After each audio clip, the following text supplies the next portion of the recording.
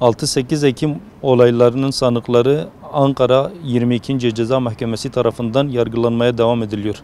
6-8 Ekim 2014 tarihinde PKK'nın sözde üst düzey yetkilileri HDP'nin eski eş genel başkanları Selahattin Demirtaş ve Figen Yüksekdağ'ın da aralarında bulunduğu 100'ün üzerinde sanığın yargılanması devam ediliyor.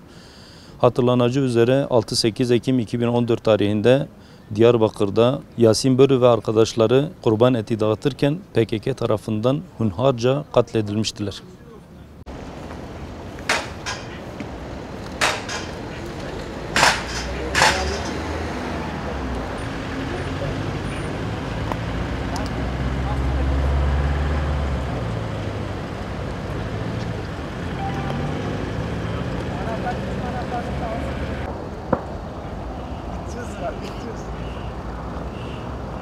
Evet, sana verirsin. Herhalde parayı vermeden... Abi yemek falan.